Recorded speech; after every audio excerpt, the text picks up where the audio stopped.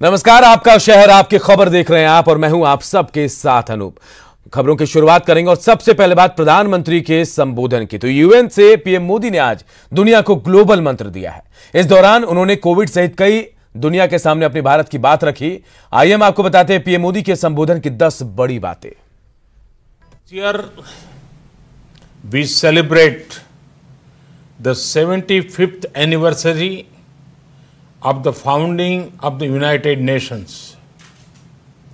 It is an occasion to recognize the UN's many contributions to human progress. It is also an opportunity to assess the UN's role and relevance in today's world and to shape a better future for it. Excellencies, India was among the 50 founding members of the United Nations immediately after the Second World War. A lot has changed since then. Today, the UN brings together 193 member countries. Along with its membership, the expectations from the organization have also grown. At the same time, multilateralism is facing many challenges today. Excellencies, from the very beginning, India has actively supported the Union's development work and ECOSOC. The first president of ECOSOC was an Indian. India also contributed to shaping the ECOSOC agenda, including the Sustainable Development Goals. Today, through our domestic efforts, we are again playing a salient role in achieving Agenda 2030 and the Sustainable Development Goals. We are also supporting other developing countries in meeting their Sustainable Development Goals. इधर चीन के साथ तनाव के बीच रक्षा मंत्री राजनाथ सिंह लेह और लद्दाख के दौरे पर हैं। अपने दौरे के पहले दिन रक्षा मंत्री ने लेह में जवानों का युद्ध कौशल देखा और साथ ही भारत चीन सीमा पर स्थिति की समीक्षा भी की। इस दौरान राजनाथ सिंह ने न केवल बंदूक थामी बल्कि टैंक्स के साथ जवानों का जोश भी हाई किया।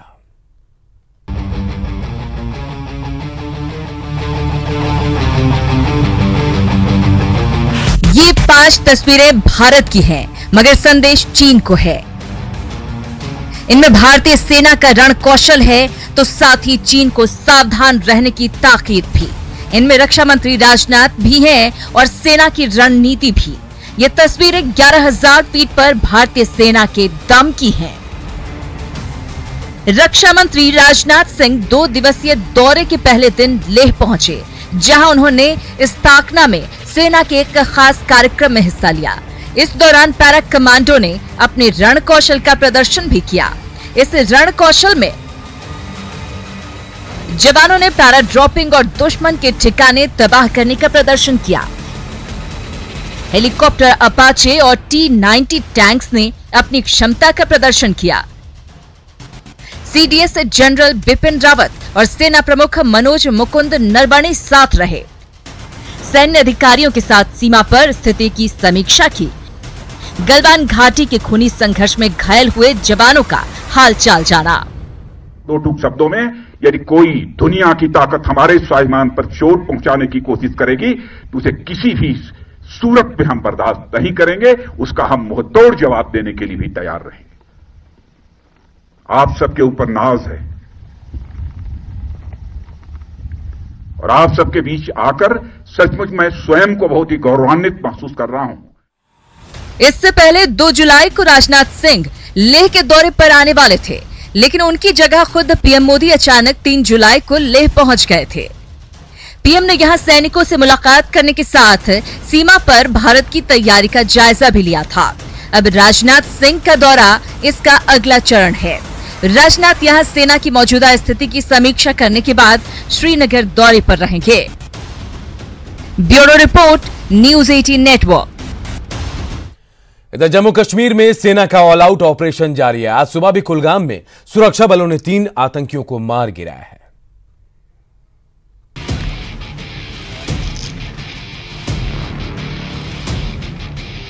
सुरक्षा बलों ने कुलगाम में एक बार फिर आतंकियों के खिलाफ बड़ा अभियान शुरू किया है। शुक्रवार सुबह शुरू हुए एक एनकाउंटर में सुरक्षा बलों ने 3 आतंकियों को उनके अंजाम तक पहुंचा दिया। दरअसल सुरक्षा बलों को कुलगाम के नागनद चिमर में आतंकियों के छिपे होने की सूचना मिली थी, जिसके बाद सुरक्षा बलों और पुलिस ने पूरे इलाके को घेर लिया। सरेंडर के लिए कहने पर आतंकियों ने फायरिंग शुरू कर दी। सुरक्षा बलों की जवाबी फायरिंग में 3 आतंकी मारे गए। इस मुठभेड़ में सेना के 3 जवान भी घायल हुए। आतंकियों के पास से भारी मात्रा में हथियार और विस्फोटक मिला। इस पूरे इलाके में सुरक्षा बलों ने सघन तलाशी अभियान चलाया हुआ है। आशंका है कि इलाके में और भी आतंकी छिपे हो सकते हैं। इधर पुलिस के मुताबिक मारे गए आतंकियों में जैश का टॉप कमांडर शामिल है। 2 का अभी तक पहचान नहीं हुआ है। एक मिलिटेंट का पहचान हुआ जो बहुत फेमस था, जैश का कमांडर वलीद भाई, पाकिस्तान का है और पिछले 1.5 साल से यहाँ एक्टिव है और ये आईडी एक्सपर्ट भी है। अभी तक हमारे इनकाउंटर से 4 बार भागने में कामयाब होगा। रिसेंटली जो इनकाउंटर में भाग गया था उसमें सब पीका गन, जो मशीन गन था, मिला था हम लोगों को। ये मोस्ट वांटेड टेररिस्ट था। वहीं रक्षा विशेषज्ञ घाटी में इन ऑपरेशंस की सफलता का थोड़ा श्रेय अवाम को भी दे रहे हैं और मानते हैं कि इस साल के अंत तक कश्मीर से आतंक का सफाया हो जाएगा। देखिए, ये जो ऑपरेशन ऑल आउट हमारा जो चल रहा है ये बहुत ही सक्सेसफुल है, क्योंकि इसमें कश्मीरी अवाम का जो ताउन है वो पूरा मिल रहा है। जिस हिसाब से कार्रवाई चल रही है, ये दिसंबर 2020 तक आने के टाइम तक मेरे को लगता है कि कश्मीर घाटी से पूरी की पूरी जो मिलिटेंसी है वो वाइप आउट हो जाएगी। अब तक इस महीने सुरक्षा बलों ने 7 मुठभेड़ में 14 आतंकियों को ढेर किया है। ये सभी आतंकी सुरक्षा बलों पर हमले में शामिल थे। Bureau report, news 18 network.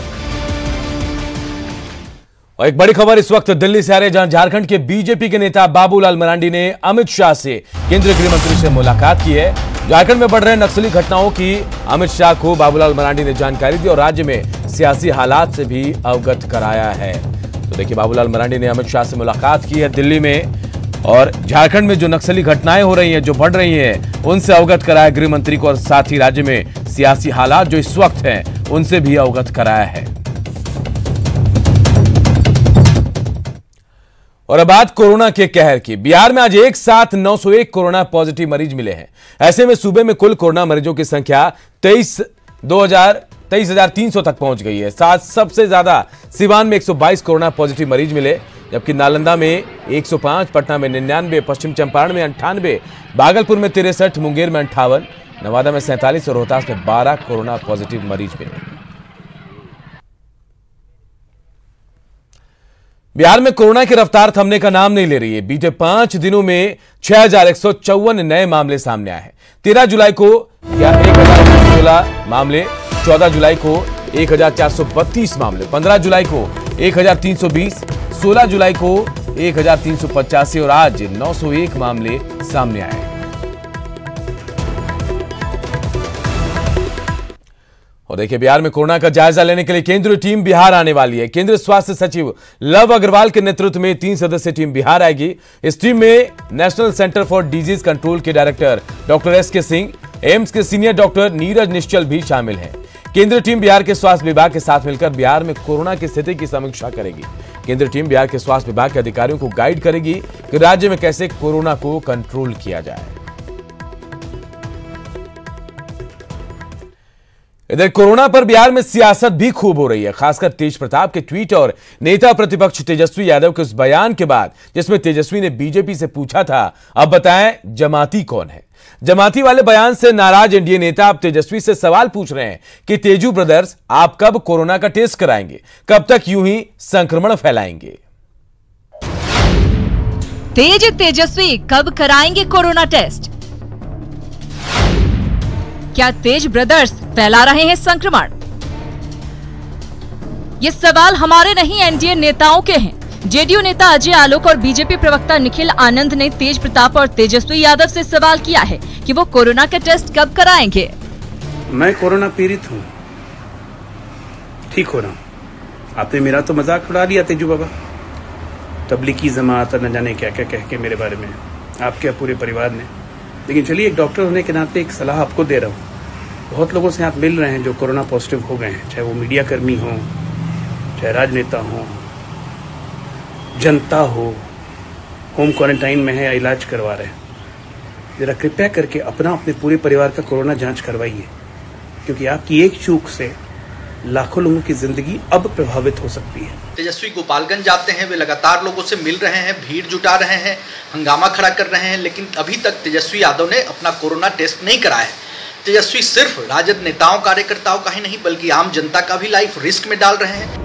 तेजस्वी पर एनडीए नेताओं के ये हमले यूं ही नहीं है। इसकी शुरुआत तेज प्रताप और तेजस्वी यादव की तरफ से ही हुई थी। जब बीजेपी के 75 लोग कोरोना पॉजिटिव हुए तो तेजस्वी यादव ने प्रेस कॉन्फ्रेंस कर हमला बोला था। तेजस्वी ने बीजेपी से सवाल पूछ लिया था कि अब बताओ जमाती कौन है। दूसरी तरफ जब जेडीयू नेता अजय आलोक का परिवार कोरोना पीड़ित हुआ तो तेज प्रताप यादव ने ट्वीट कर अजय आलोक का मजाक उड़ाया था। अब एनडीए नेताओं का कहना है कि हमने तो टेस्ट करा लिया है और अपना इलाज भी करा रहे हैं। तेज प्रताप और तेजस्वी यादव हाल के दिनों में बहुत सारे लोगों से मिले हैं, उसमें कुछ कोरोना पॉजिटिव होने के बाद अपना इलाज भी करा रहे हैं। ऐसे में अगर ये दोनों भाई अपना टेस्ट करा लेते हैं तो पता चल जाएगा कि ये पॉजिटिव हैं कि नहीं। खैर, राजनीति में बयानबाजी और सियासी हमले तो कभी नहीं थमेंगे। अच्छा होता अगर ये वार पलटवार निजी न होकर राजनीतिक मुद्दों तक ही सीमित रहता। न्यूज़ 18 के लिए पटना से अमित कुमार सिंह की रिपोर्ट। और अब बात बिहार में बाढ़ के कहर की।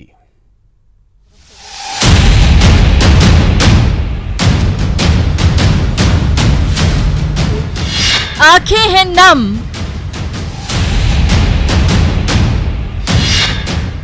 बाढ़ से जिंदगी बेदम। तो कुछ बचा कि नहीं सामान?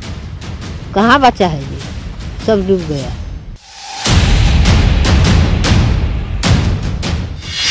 खाने के पड़े हैं लाले,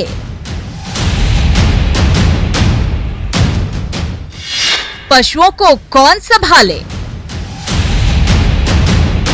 क्या स्थिति है गांव की? गांव की तो बहुत गंभीर स्थिति है। मनी खाने पीने का कोई सामान नहीं बचा है। हर इंसान तड़प रहा है, नहीं कोई पशु का आहार मिल रहा है। बाढ़ में बह गई किताब कॉपी, किताब कॉपी बाढ़ में दह गया है। अच्छा, किताब कॉपी सब बाढ़ में दह गया, तब तो पढ़ाई पे असर पड़ेगा। हाँ, पढ़ाई पे असर पड़ेगा। अब कहाँ से आएगा रुपया तो किनाएगा। पढ़ेगी नहीं तो कैसे बढ़ेगी बेटी। छप्पर पर गुजर रही रातें, नाव नहीं आती तो थम जाती सांसें। सरकार से राहत का है इंतजार। बिहार में आई है विकराल बाढ़, सैलाब से बचाओ सरकार। तो बिहार में बाढ़ का कहर जारी है। गंडक नदी ने गोपालगंज के लोगों का जीना मुहाल कर दिया है। कई इलाकों में पानी भर गया तो लोग ऊंची जगहों पर शरण लेने को मजबूर हो गए। जिन लोगों ने घर नहीं छोड़ा उनकी स्थिति क्या है और वो कैसे जिंदगी की जंग लड़ रहे हैं, आइए जानते हैं।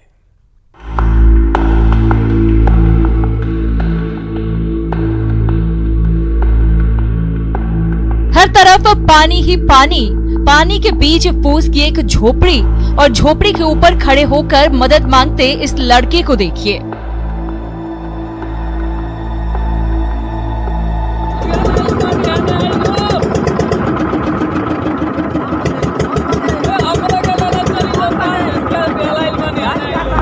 फिर से देखिए, सुनिए कैसे ये लड़का हाथ उठाकर मदद मांग रहा है।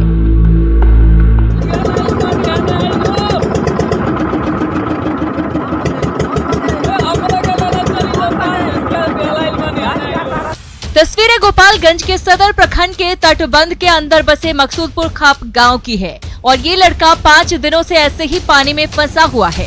इसने 5 दिन चूड़ा खाकर झोपड़ी के ऊपर बिता दिए, इस उम्मीद में कि कोई न कोई तो आएगा और उसे बाहर निकालेगा। आखिरकार कटघरवा पंचायत के मुखिया ने उस युवक को देखा और गंडक की तेज धारा से बाहर निकाला। एक लड़का, हम लोग आ रहे थे, बहुत लोग को बचा के, तो एक लड़का अपनी झोपड़ी पे फंसा हुआ था 3-4 रोज पहले से, और बहुत चिल्ला रहा था कि मुखिया जी हमको भी बचा लीजिए, हमको भी लेते चलिए, हम फंसे हुए हैं। और चारों तरफ उसके केवल पानी पानी था, उसके झोपड़ी पे ऊपर 3-4 रोज से बिना खाए हुए था। तो इस स्थिति में उसको किसी तरह से हम लोग बचा के लाए, चिल्ला रहा था। गोपालगंज में गंडक का कहर सिर्फ मकसूदपुर खाप तक ही सीमित नहीं है, कई इलाकों में फैल चुका है। ऐसा ही एक गाँव है रजवाही। रजवाही के लोगों का सारा सामान बाढ़ की भेंट चढ़ गया, फसल बर्बाद हो गई और गांव वाले घर बार छोड़कर नेशनल हाईवे के किनारे रहने को मजबूर हो गए हैं। अब पढ़ाई लिखाई तो बंद हो गया अभी बाढ़ की वजह से? हाँ, बंद हो गया। अब किताब कॉपी? किताब कॉपी बाढ़ में दह गया है। अच्छा, किताब कॉपी सब बाढ़ में दह गया, तब तो पढ़ाई पे असर पड़ेगा? हाँ, पढ़ाई पे असर पड़ेगा। अब कहाँ से आएगा रुपया तो किनाएगा? कहाँ से आएगा रुपया कि गिनाएगा? देखिए, यही दर्द है। ये सिर्फ एक इस बच्ची का दर्द नहीं है, ऐसे कई सारी बच्चियां होंगी जिनके पढ़ाई पे बुरी तरीके से असर पड़ा होगा। कई सारे ऐसे लोग होंगे जिनके घर का खर्च कैसे चलेगा, ये सोचना समझा जा सकता है कि कितने कष्ट में लोग जिंदगी जी रहे हैं। गोपालगंज में गंडक ने लोगों का जीना मुहाल कर दिया है। मकसूदपुर खाप के लड़के की जिंदगी बगल से गुजर रही नाव पर बैठे लोगों ने बचा ली, जबकि रजवाहा के लोगों को अब भी सरकारी मदद का इंतजार है। सवाल है कि बाढ़ राहत को लेकर जो दावे किए जाते हैं वो कहां हैं? न्यूज़ 18 के लिए गोपालगंज से संवाददाता आनंद अमृतराज के साथ मुकेश कुमार की रिपोर्ट। चारों तरफ पानी हो, जल प्रलय जैसी स्थिति हो और फिर भी सरकारी मदद ना पहुंचे तो लोगों की जिंदगी कैसे कटती है, चलिए ये भी आपको दिखाते हैं।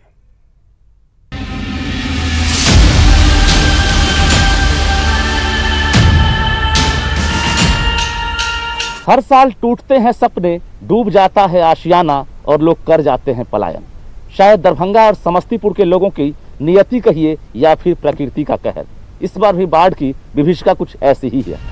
एक बार फिर बागमती ने अपना रौद्र रूप दिखाया है और समस्तीपुर जिले के 100 से ज्यादा गांव में बागमती नदी का पानी भर गया है। जमतलपुर के मोड़वारा गांव के लोग 5 दिनों से पानी के बीच घिरे हुए हैं, लेकिन अब तक गांव में कोई सरकारी मदद नहीं पहुंची है। यही जो आप चारपाई देख पा रहे हैं, नाव पर चारपाई है और ये नाविक सहारा है, क्योंकि लोगों के पास अब कोई जरिया नहीं है। यहाँ पर कोई एनडीआरएफ और एसडीआरएफ की टीम नहीं पहुँचती है। हर बार जो है यही मौजो सहनी जैसे लोग जो है नाव जो है उस पार लगाते हैं और खेवनहार बनते हैं। जरा देखिए चारों तरफ जो आबादी है किस तरह से प्रभावित है, यानी बांध में रिसाव शुरू हो गया है और बागमती का जो पानी है धीरे धीरे धीरे करके चारों तरफ क्षेत्र में फैल रहा है। दूसरी नाव भी आप देखिए कि उधर से लोगों को पार लगाने का प्रयास कर रही है। तो कहीं ना कहीं आप समझ सकते हैं कि यहाँ पर जो लोग रह रहे होंगे उनकी हालात कैसी होगी। अब सोचिए जरा, 5 दिनों से चारों तरफ पानी भरा है। ऐसे में किसी की तबीयत खराब होती होगी, कोई बीमार होता होगा तो वो अस्पताल कैसे जाता होगा?